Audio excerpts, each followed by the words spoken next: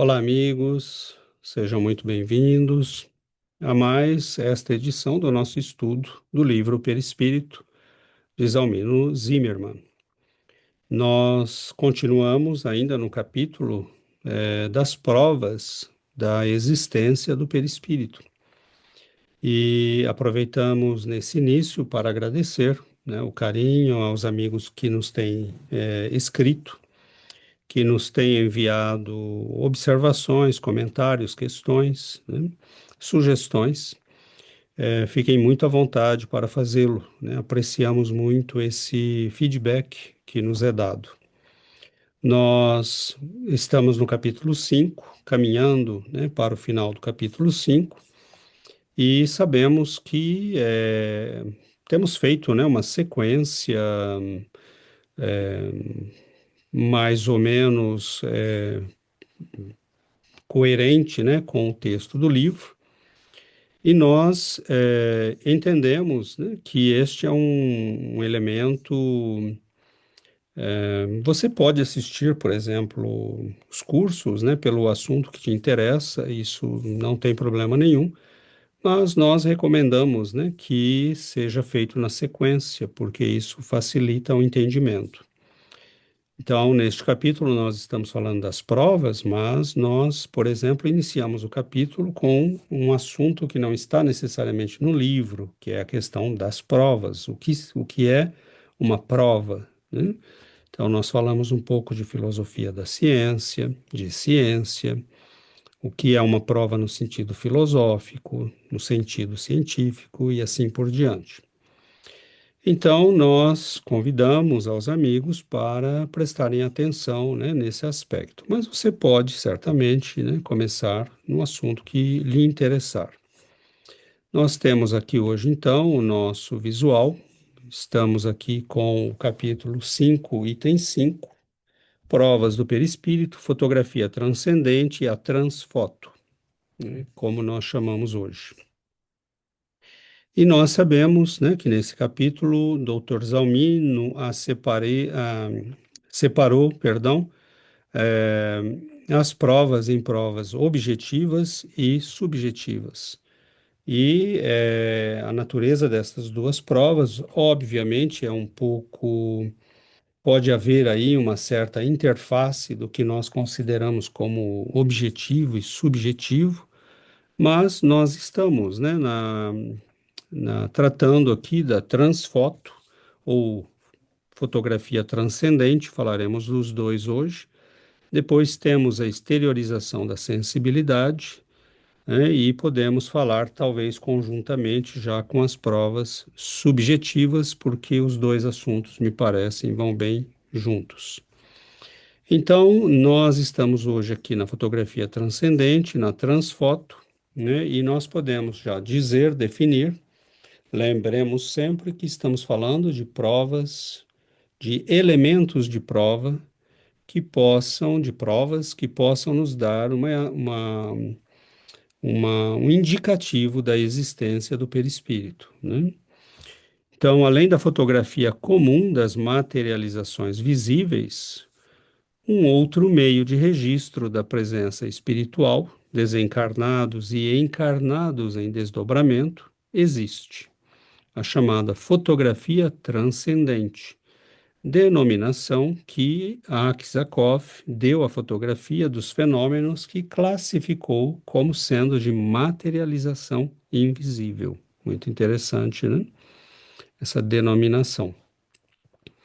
Por esse meio, podem ser fotografados tanto os espíritos, de corpo inteiro ou não, como flores, objetos, animais, formas, pensamentos, os quais, embora a possibilidade de impressionarem via ectoplasma a placa ou filme sensível, são invisíveis ao olho humano, nenhum efeito produzindo, pois, sobre a retina. É por isso que Aksakov chamou esse tipo de fotografia, né, de materialização invisível, porque o ectoplasma é capaz de modelar-se até um nível em que ele é detectado por captação não humana, né, por câmeras, e hoje em dia, né, nós teríamos muitos recursos para isso, mas ele vai até um certo nível no qual as máquinas podem captá-lo, mas não a retina, o olho humano. Isso é muito interessante, né, porque isso nos dá indicativo de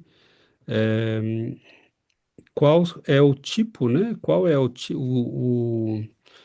porque para que algo seja captado pelo nosso olho, tem que estar num certo, né, de 400 a 700 nanômetros, né, de comprimento de onda, na faixa do visível. E estas fotos captam algo, né, que está um pouco além desses 700, provavelmente, né? Porque diríamos abaixo, nós já estaríamos no infravermelho, né? Então, não sabemos direito ainda, mas aqui fica uma reflexão, né? Onde estaria aí situadas as faixas, né, de ondas, os comprimentos de onda para esse tipo de fenômeno. O que sabemos é que as câmeras são capazes de captar, mas não necessariamente o olho humano, né? Então, a Aksakov chamava isso de materialização invisível, materialização, porque de toda maneira os espíritos utilizam, né, o ectoplasma para moldar o próprio perispírito, dar-lhe uma aparência visível, ao menos para a captação não humana, né? Então, nós temos, neste caso, né, uma, um elemento muito interessante, porque há certas particularidades, né, na fotografia transcendente. Claro que é preciso que haja uma forma, um molde, para que o ectoplasma possa, né, tomar essa forma, moldar, né, colar-se a essa forma. Então, nós vemos aí um indicativo da existência dessa forma, né? Pode ser obtida na mais completa escuridão. Isso é muito interessante, porque as emanações luminosas, elas emanam das próprias formas, não sendo, portanto, luz refletida. Nós sabemos que os espíritos têm essa capacidade. Quando nós estudamos as materializações, nós vimos que há materializações que são luminosas. O espírito produz a própria luz que traz consigo, né?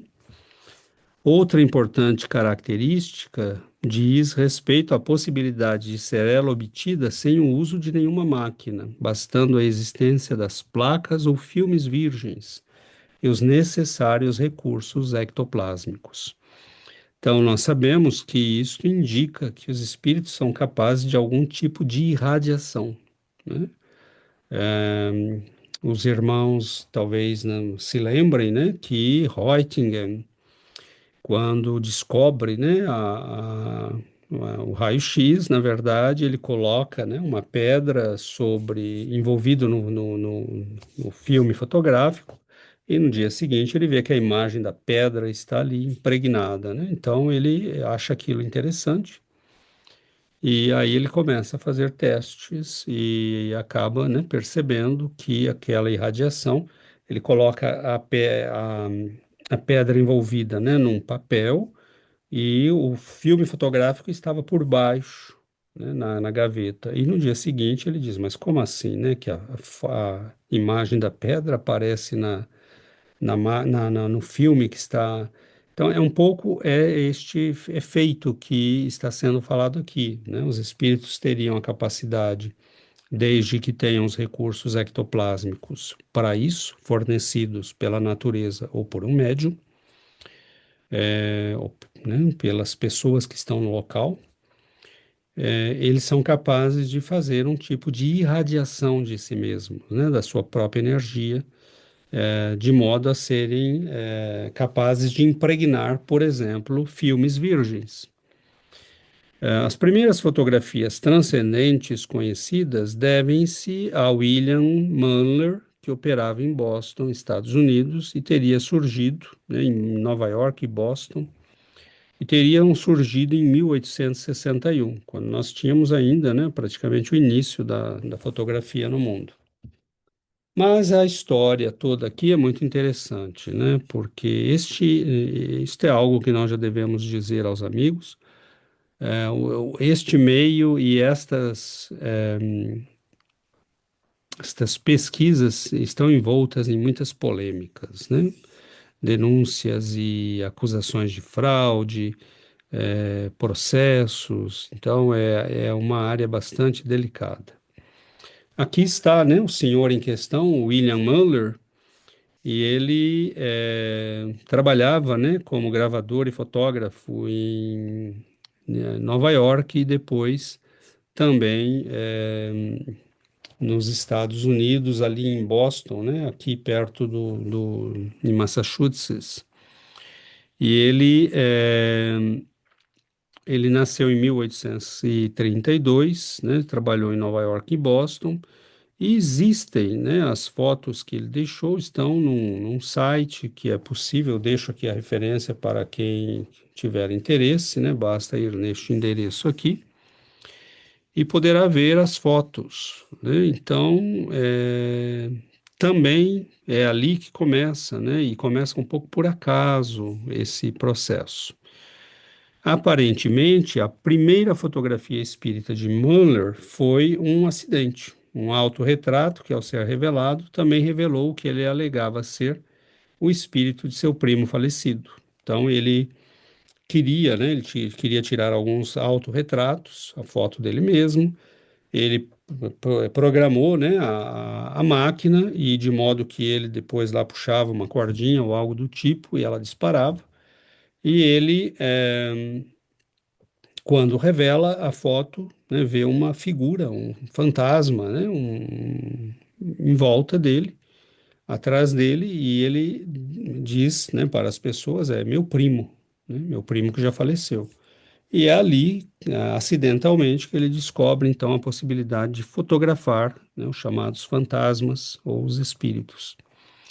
Numa certa época, ele foi acusado de fraude e processado, né? Quando ele começou a perceber que era possível fazer isso, logo ele teve a ideia de comercializar isto, né? Então é aquilo sempre, né? Envolveu dinheiro, as coisas começam a ficar complicadas, porque o cliente vem, você tem que dar, né, o produto. E alguns o acusaram mais tarde de falsificar, né, algumas das fotos. Algumas delas mostravam pessoas vivas, ainda vivas, o que não é uma impossibilidade, né? Na doutrina espírita, nós sabemos que isso poderia ocorrer, mas foi visto como uma fraude. No fim, Mueller foi absolvido porque a acusação não conseguiu provar, sem qualquer dúvida razoável, que ele, né, estivesse fabricando as fotografias. Então, ele tem isso a seu favor. Compreendemos, né, que talvez ele tenha realmente sido, né, esse primeiro indivíduo que descobriu algo assim tão extraordinário. Mas era um período, né, um dos seus inimigos declarados, né, o acusava de estar se valendo do sofrimento das pessoas após a Guerra Civil Americana, para ganhar dinheiro com o sofrimento das pessoas, né? Então, bom, isso é verdade, não é? Nós não sabemos, né? O juiz o absolveu, não quer dizer que o juiz estivesse convencido da sua inocência, quer dizer que não havia provas, né, para assegurar que ele fabricava realmente as fotografias. E há até um dos seus acusadores que vai apresentar uma foto produzida, né, artificialmente, intencionalmente, com Abraham Lincoln atrás dele, para mostrar que eles poderiam usar uma foto, né, por dupla exposição e com chapas já previamente preparadas, enfim, né? Então, na época já era possível, os fotógrafos da época provaram que já era possível fraudar isso, né?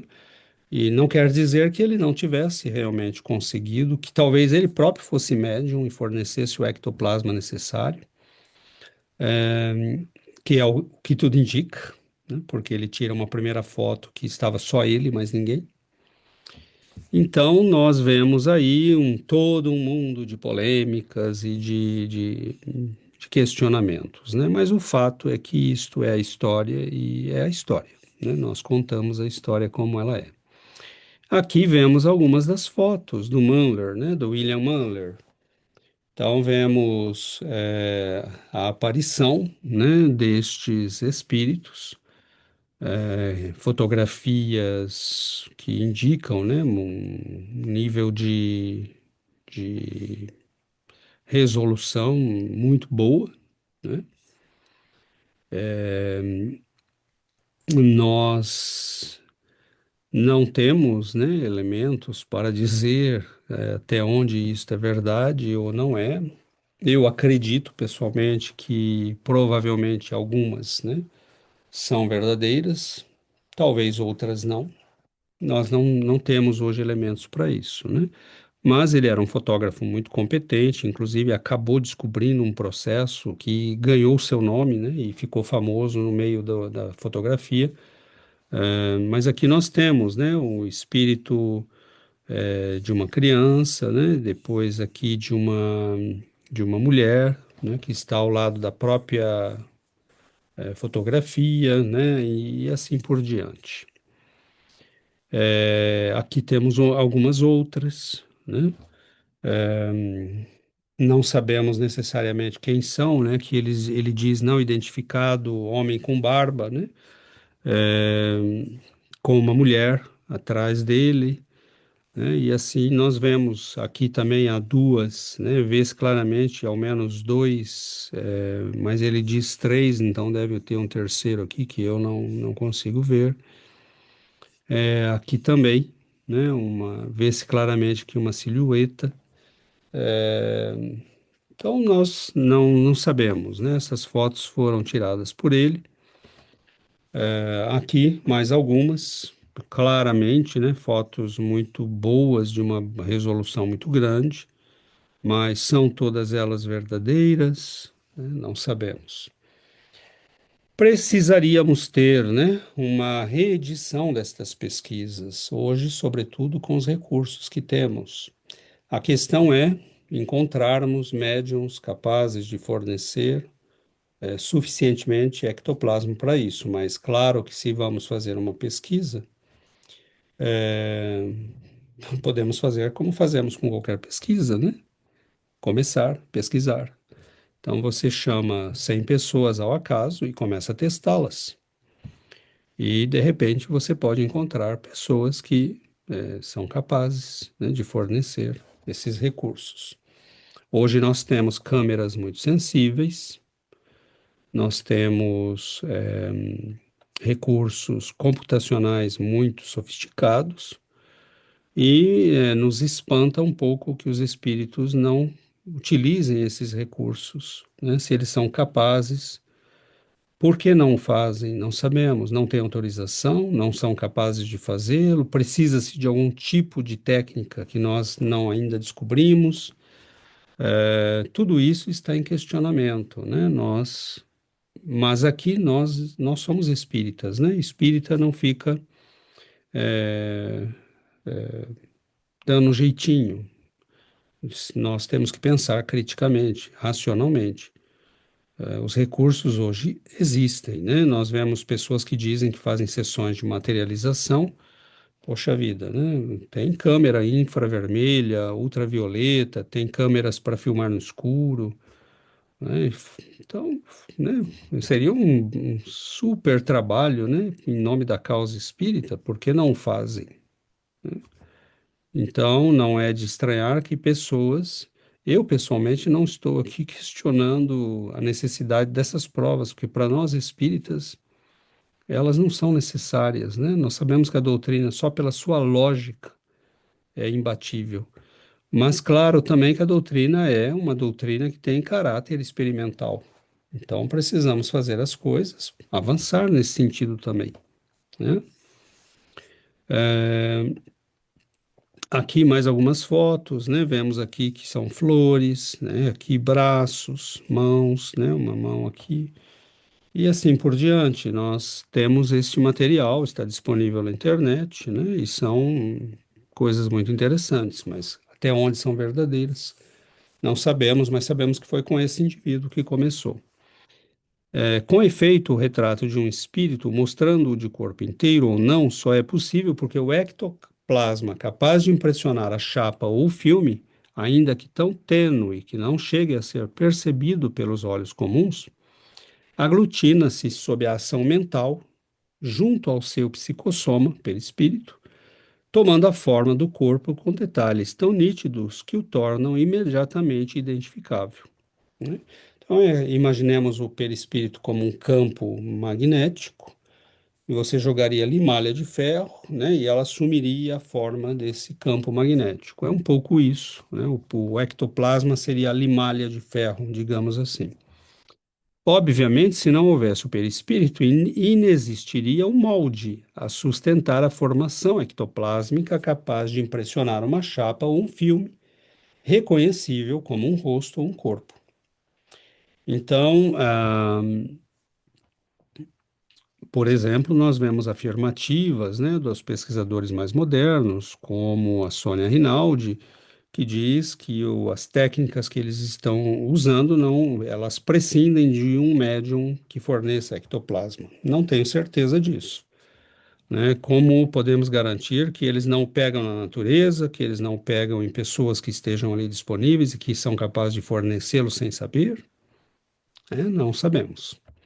Então, tudo isto tem ainda que ser feita muita pesquisa, né? Nós não podemos fazer afirmações muito categóricas. É uma área que eu acho que precisa de muitos cuidados ainda. E temos também a questão das formas pensamentos, né? Essa é uma questão importante. Ernesto Bozano, por exemplo, né, nos fala da fotografia do pensamento. Kizakov e vários outros pesquisadores, William Crookes. Há casos interessantíssimos, inclusive, né, que eles dizem que há pessoas que são capazes de impregnar uma chapa fotográfica com um pensamento intenso. Conta-se, num dos textos de Bozano, eu me lembro, por exemplo, ele conta o caso de uma mulher que eles conseguiam, né, esse efeito com ela, era uma médium, claramente capaz de fornecer, né, ectoplasma e moldar o próprio pensamento. E eles diziam para que ela pensasse numa coisa, mas ela estava tão impressionada com, né, outra que a imagem que aparece é aquela que ela estava realmente pensando, né? Então, temos ainda a questão das formas pensamentos, né? Formas pensamentos podem surgir como configurações passíveis de serem fotografadas também.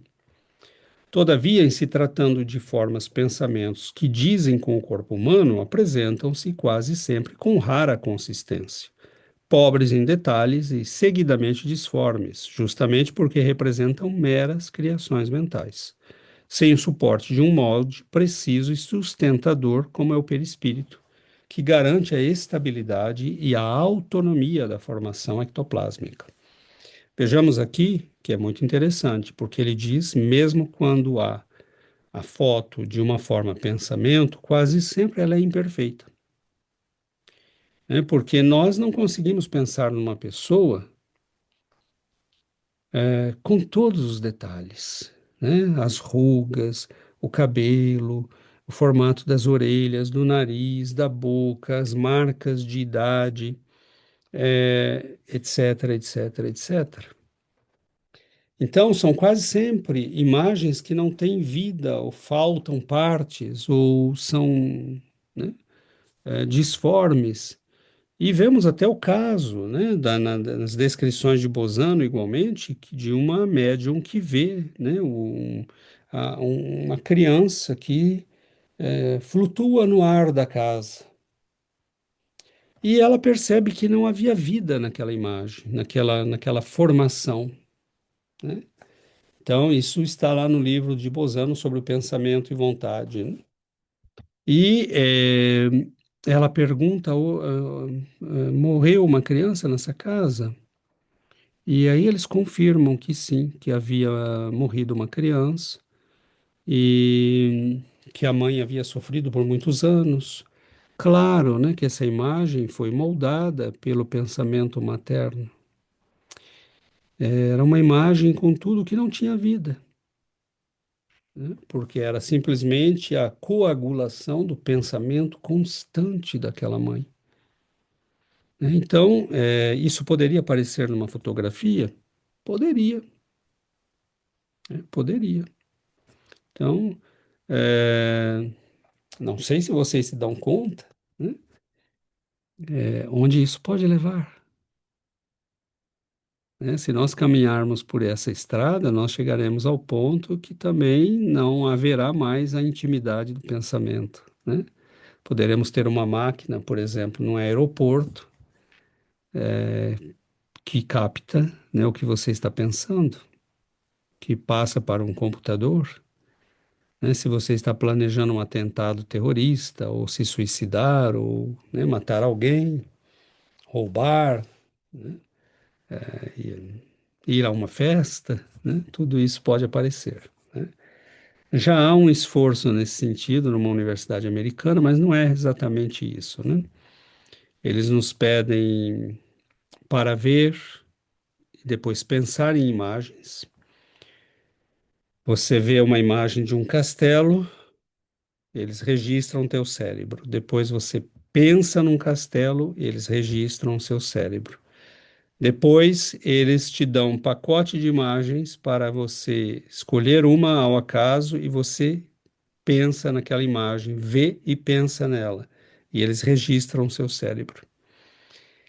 Quando você pensou no castelo, vendo o castelo, depois pensou nele sem ver, e agora você faz a mesma coisa, sem que o pesquisador sabia que você estava pesquisando um castelo e marcou lá essa faixa de onda castelo. Quando você pensa, né, naquela, na mesma imagem, eles identificam pela faixa de onda e o computador cruza e diz: você está pensando nisso aqui, e projeta um castelo, né? Então a margem de acerto já é muito grande.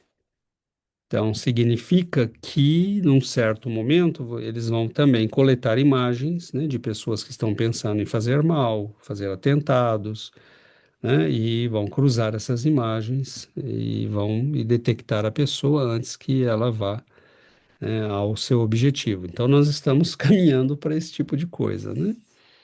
O que mostra que essa questão do espiritismo nos levantar todas essas hipóteses científicas das formas pensamentos, da foto, né, da fotografia das formas pensamentos. Alguém poderia dizer isso é balela, né? Realmente, né? Não, não nos parece, né? Então, estamos caminhando para talvez mostrar que isso é mais realidade do que se imagina, né?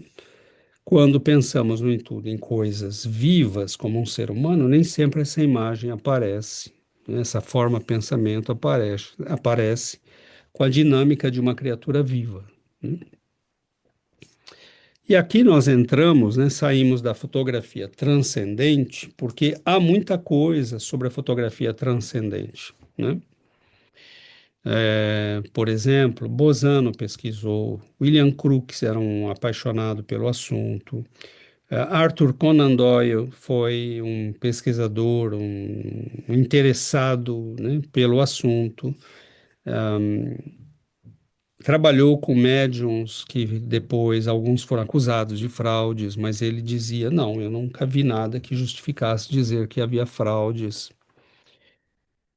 Enfim, é um meio complexo, muito difícil, não temos ainda elementos. Essas pesquisas precisam ser refeitas, né? E nós, no meio espírita, deveríamos pensar em ter, né, por exemplo, não acho que isso seria uma coisa para ser feita em centro espírita.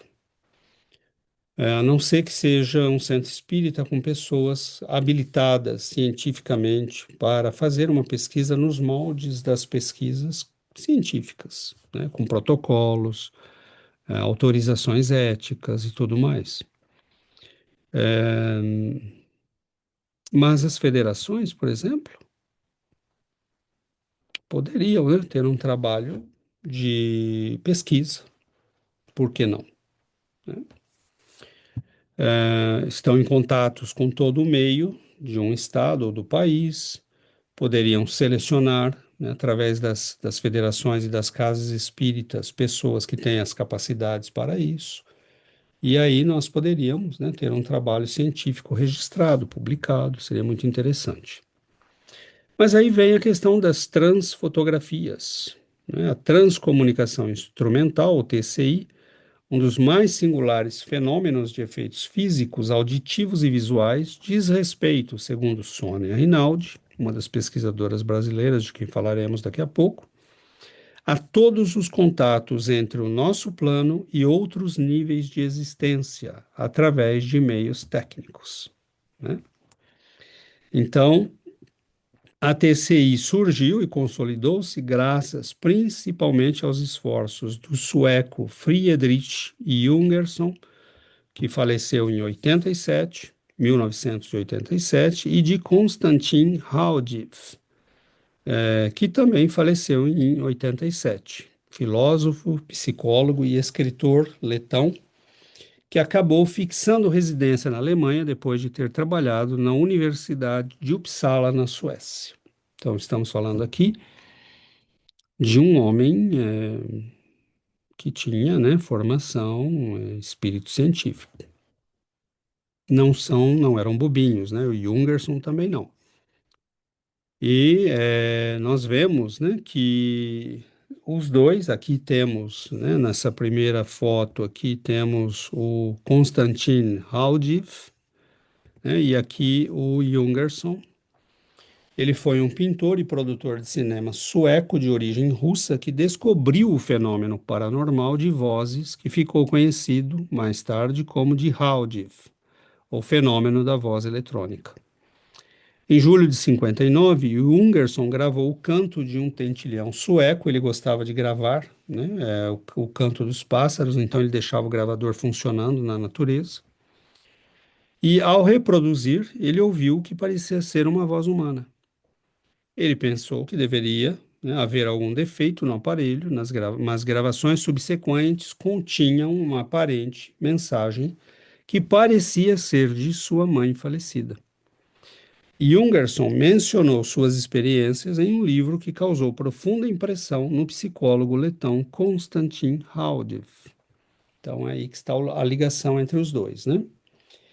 Eles entraram em contato, os dois realizaram pesquisas adicionais sobre vozes paranormais em gravações, colaborando com outros cientistas.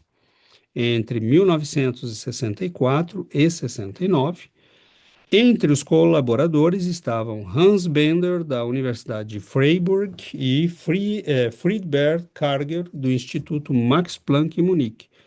Olha, nós não estamos aqui falando de gente ingênua e bobinha, né? Hans Bender, ele é o pai da parapsicologia alemã, pesquisou os fenômenos de poltergeist e coisas do gênero na Alemanha, né? E Friedberg Karger era do Instituto Max Planck de Munique, né? Um dos maiores institutos de física teórica do mundo. Então, não estamos aqui falando de gente que não tivesse senso crítico, né, e noção de ciência. O Jungerson, ele descobre o fenômeno de maneira, ele fica muito inquieto com o que ele percebe, né? Porque as vozes falam, dirigem mensagens a ele, ele reconhece vozes de pessoas que ele conhecia. Ele leva as fitas para a BASF, eu não lembro agora qual era a empresa que na época fabricava as fitas que ele utilizava, para analisar e ver se havia gravações prévias, se havia alguma coisa que havia sido feita naqueles rolos de fita. E eles dizem: não há nada, está tudo certo, é isso mesmo, você gravou o que gravou. Então ele não se contentou e ele não saiu falando, olha, estou gravando espíritos, né?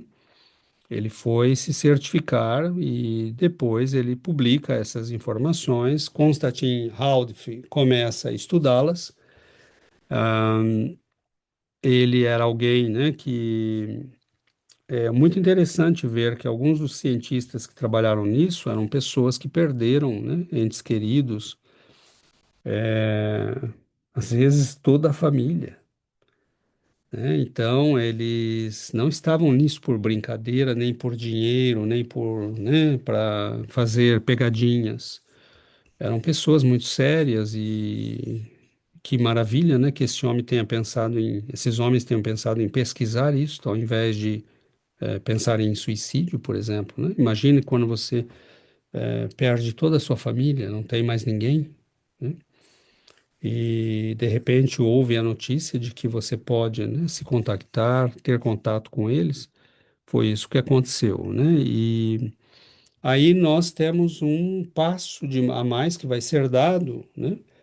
Que são aquelas do que nós chamamos hoje do VidCon, são as imagens via televisão.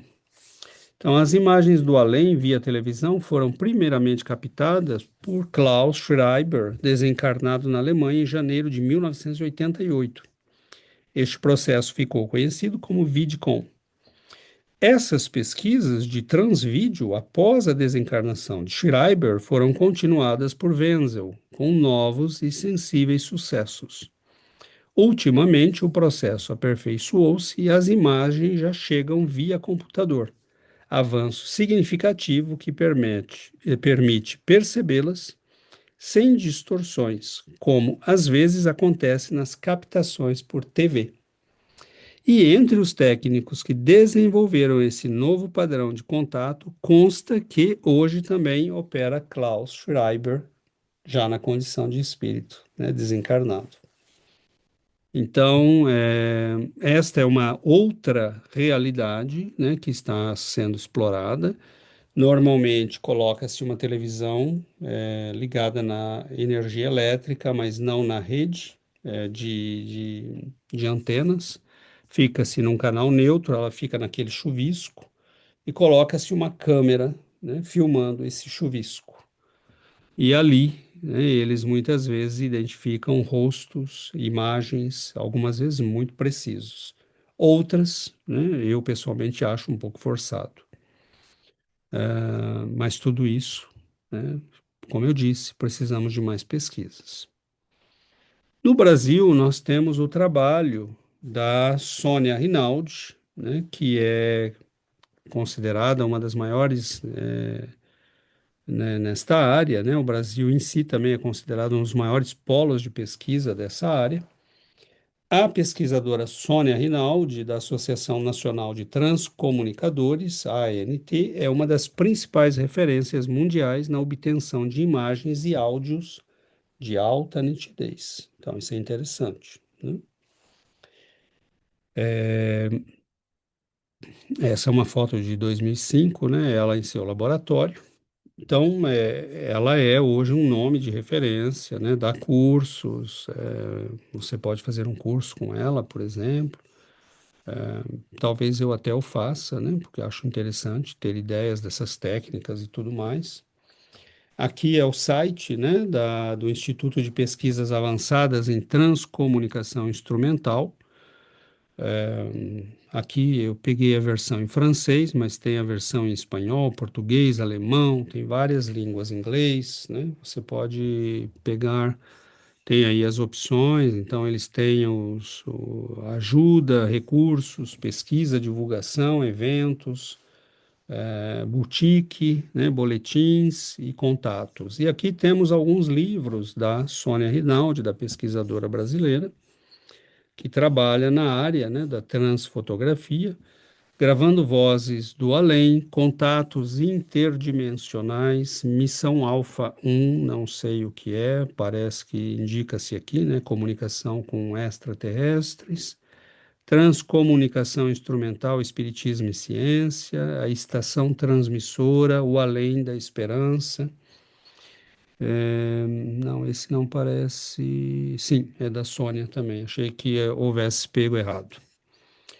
Então, são livros, e tem outros, né? Eu sei que tem outros, e é uma pesquisadora muito séria. Nós não temos Mas eu pessoalmente gostaria, né? Talvez até se conseguir, vou ver se consigo que nós façamos, né, um bate-papo e possamos conversar sobre tudo isso, porque há questões, né, que nós devemos colocar.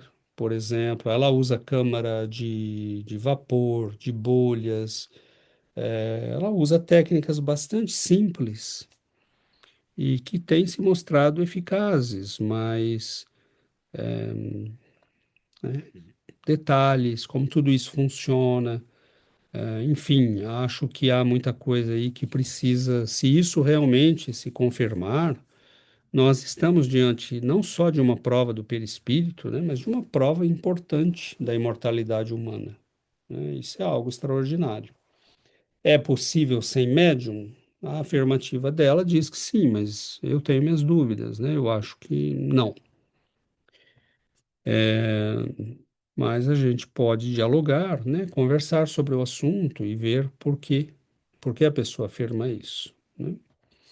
No Brasil também tem um trabalho, né, do professor e conferencista e pesquisador Clóvis Nunes, escritor.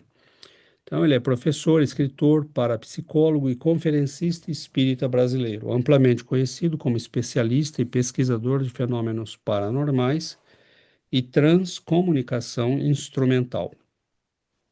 Ele é autor de livros de referência no meio espírita, como Transcomunicação, Comunicações Tecnológicas com o Mundo dos Mortos. Vocês podem encontrar várias das suas conferências, assim como pela Sônia Rinaldi também. Há uma série de canais do YouTube que a entrevistaram. O Clóvis Nunes, a mesma coisa.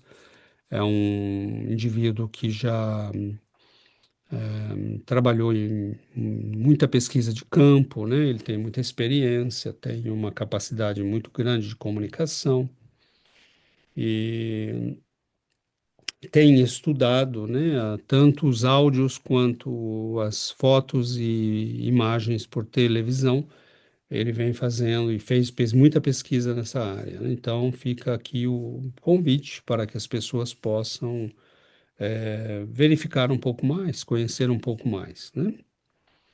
E temos também o Luiz Rui Rivas, que é um escritor e pesquisador peruano radicado no Brasil. Ele é muito conhecido por estudar a transcomunicação instrumental, a TCI. Ele escreveu o livro Transcomunicação Fácil e participa de podcasts e oficinas no Brasil sobre o tema. Então, ele tem feito um trabalho de divulgação muito grande a respeito da transcomunicação, pesquisa o assunto, né? Tem publicado, tem feito aparições em conferências, podcasts. Eu acho isso fundamental, né? Nós precisamos desse tipo de pesquisa. Nós precisamos avançar essas fronteiras. Nós não podemos ficar contando sempre com a boa vontade, né, de pessoas, de médiums ou às vezes as imperfeições, né, da mediunidade. Claro que ela é um recurso que é por hora talvez o mais confiável que temos, mas nós podemos tentar desenvolver, né? E é muito desenvolver outras possibilidades. E é muito interessante porque eu vejo pessoas que dizem: ah, né, olha aqui a prova de que essas coisas são falsas. Veja aqui a foto do espírito alegado e a foto dele vivo. Estão vendo que são iguais? E eles usam isso, né, alguns críticos católicos, protestantes e pessoas que querem likes na internet, né? Atacando a reputação do espiritismo, nós vemos que eles colocam, né, falam, olha, você está vendo, mas e eles queriam que o espírito aparecesse com a cara de quem? Do vizinho. É claro que um espírito, quando vai aparecer com a cara dele. Ah, tem foto dele encarnado? Ótimo, né? Dá para comparar. A questão não é ele ter a mesma imagem, isso é suposto que ele tenha. A questão é sabermos se as técnicas usadas são a prova de fraude, se há pessoas sérias envolvidas, se as técnicas seguem, né, um padrão que nós possamos de mais em mais reproduzir. É isso que é importante. Eu vejo pessoas dizendo: olha, né, as materializações do Peixotinho eram falsas, porque você pega um lençol e põe um papel com a cara da Meimei e falsifica. Não, sim, podemos fazer isso, claro que podemos. Naquela época, devia ser uma coisa bem difícil, né? Também simular o ectoplasma saindo, né, da boca, dos ouvidos, do nariz do indivíduo também não deveria ser uma coisa muito fácil. Então, assim, são pessoas que não têm o que fazer, né? Ao invés de se concentrarem, né, produzam, tentem fazer vocês mesmos essas pesquisas, tentem provar que elas não são possíveis, como William Crookes fez. Ele foi estudar a médium Florence Cook porque eles disseram, olha, tem uma coisa acontecendo aqui que nós não sabemos explicar e nós achamos que isso é falso. Você pode olhar? Ele falou, vou olhar. Essa é a atitude do cientista. Agora, você ficar inventando explicações que são anacrônicas, inclusive, porque nós estamos numa época em que muita coisa é possível, mas que não era naquela época, né? Agora, quando você tem uma família séria, de pessoas sérias, um grupo no qual você tinha Allan Kardec, ou um Leon Denis, ou um Victor Hugo, e você acha que essas pessoas iam participar de farsas, né? Ou um Chico Xavier, que não ganhou um centavo com nada do que produziu? Que interesse teria ele? O quanto ele cobrou por cada mensagem que ele deu para as famílias? Milhares de famílias. Nada. Quanto ele ganhou com os livros que ele publicou? Nada. Viveu com um salário de aposentado e, enquanto esteve ativo, com o salário de funcionário do Ministério da Agricultura de Minas Gerais, depois com o salário de aposentado, e com esse salário ainda ajudava dezenas de pessoas, porque ele não tinha nada de para si mesmo. Agora vem um sujeito, né, ignorante, dizendo: ah, isso tudo é farsa, Chico Xavier é uma farsa, o Espiritismo é uma farsa. É gente ignorante, né, de má fé, que nós não devemos nem perder tempo. Eles querem polêmicas e likes, porque é disso que hoje está todo mundo vivendo, né? De likes, likes. Nós estamos aqui num estudo que, né, às vezes tem 20 pessoas, às vezes tem duas, né? Porque o nosso interesse é o estudo, né? Nós não estamos preocupados com likes. Nós queremos um estudo sério. Se chegar ao maior número de pessoas, ótimo, ficamos muito felizes. Mas não estamos ganhando nenhum centavo com isso, né? Porque o que está em questão aqui é a ciência, o estudo, né? Então, trabalhos como do Luiz Rurrivas, da Sônia Rinaldi, do Clóvis Nunes e de outros no estrangeiro. Eu não coloquei aqui os que estão estudando fora do Brasil, mas os há, né? E são muitos. Mas se você pegar estes autores, você vai encontrar as referências. O próprio Dr. Hernani Guimarães, o próprio Dr. Zalmino, no livro Perispírito, nos dá uma série de referências. Quem quiser ir mais a fundo no assunto, não terá dificuldades para fazê-lo, né? E o que nós não podemos deixar de registrar, né, é que pouco importa. Não é porque nós somos espíritas que nós aceitamos críticas. Nós só não aceitamos desonestidade e má vontade. É muito fácil atacar Chico Xavier quando ele não está mais aqui, né? Isso é covardia. Por que que não fez isso enquanto ele estava aqui? Por que que a pessoa não ousou? Porque o homem era um monumento moral da nação brasileira e do mundo. Foram 75 anos de amor, caridade, serviço ao próximo, sem ganhar um centavo. As milhares de mensagens que ele deixou e que consolaram milhares de famílias, que traziam informações que a própria família não sabia e as pessoas em volta também não, né? Poderíamos contar aqui vários casos. Estão nos livros, registrados. às vezes contados como notas de rodapé,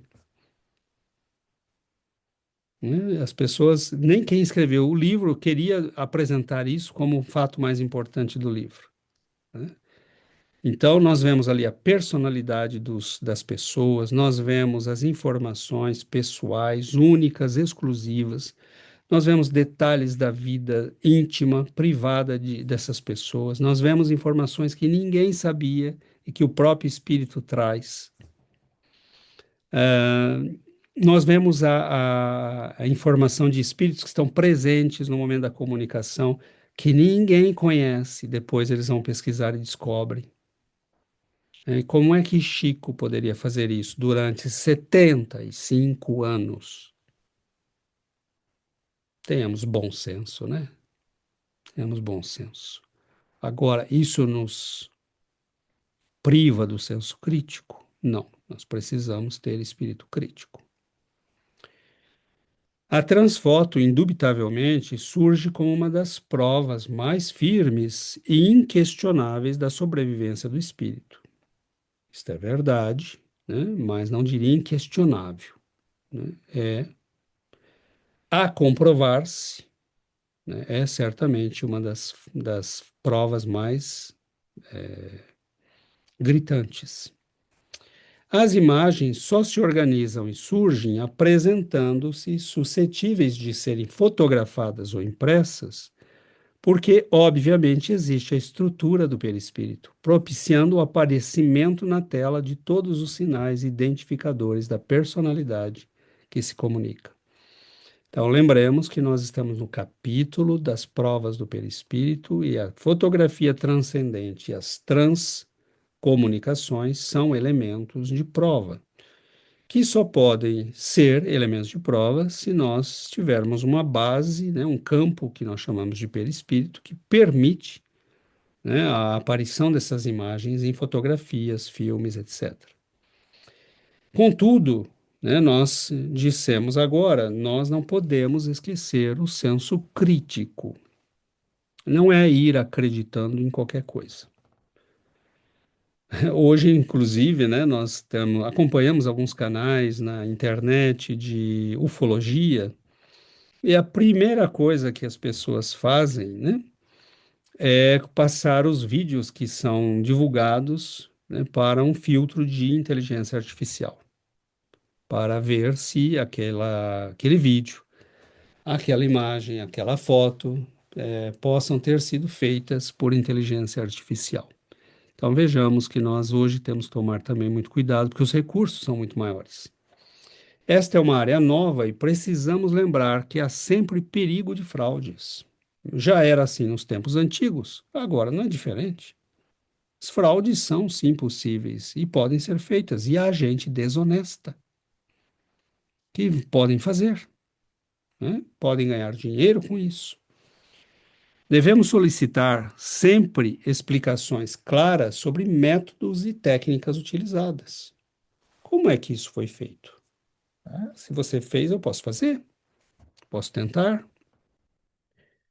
Quais foram os cuidados tomados? Né? Quem garante que não é a projeção do pensamento de alguém que se projetou? Como fazer para distinguir? Não sabemos, né? Nós temos que fazer perguntas, continuar pesquisando. Nós devemos estar abertos para explicações não espíritas. Por exemplo, né, os casos de pareidolia. Você mostra um chuvisco por pessoa e ela diz: eu estou vendo a imagem da minha mãe, né? E ninguém está vendo nada. O nosso cérebro, ele procura padrões, né? O que ouvimos e vemos, ele tenta encaixar em padrões. Por isso nós vemos, por exemplo, um rosto nas nuvens, né? Nós vemos uma carinha na tomada, né? Na tomada de fios, né? Só parece uma carinha, né? O nosso cérebro ele procura padrões para facilitar o processamento de informações, porque o volume de informações que nós recebemos é muito grande. Então ele classifica, ele tem padrões, né? E a pareidolia é um tipo de recurso que ele usa, né? mas que pode nos enganar, porque eu posso estar vendo algo que na verdade não existe, né? Então, qual é o cuidado aqui? Bom, eu estou vendo uma imagem, você está vendo? Eu também estou vendo. É o quê? Um homem ou uma mulher? Estou vendo uma mulher, eu também. E você? Eu também. Podemos fotografar? Podemos.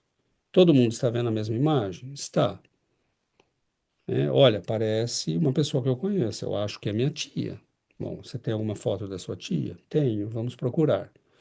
Então, façamos pesquisa, levantemos questões e não tenhamos medo de descartar o que não serve e o que não pode ser aceito.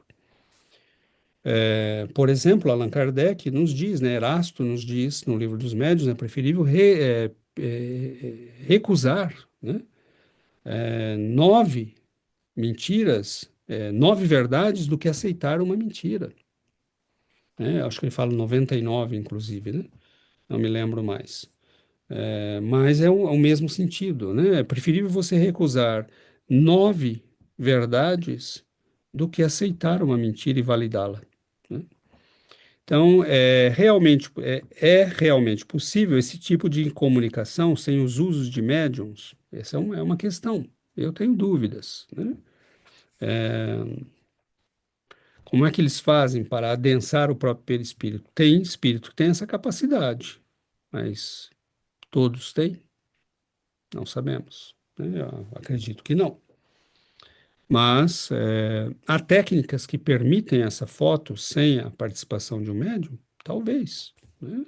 Temos que estar abertos, temos que ter a mente aberta e chamar espíritas que estão na área da ciência para começarem a se interessar por este caminho, né? A gente como Clóvis Nunes, Sônia Rinaldi, o Luiz Rivas, nós temos pesquisadores em outras áreas, né, como o Dr. Ian Dolly, Dr. Alexandre Moreira, ah, que estão focados em outros aspectos da pesquisa.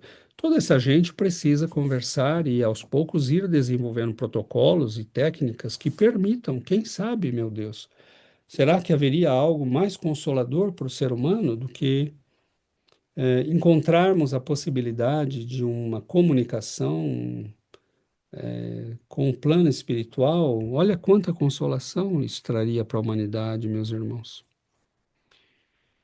É tão duro, né? Quando nós perdemos uma pessoa querida e mesmo com a nossa fé espírita, nós sentimos, né, o vazio deixado por aquela presença na nossa vida.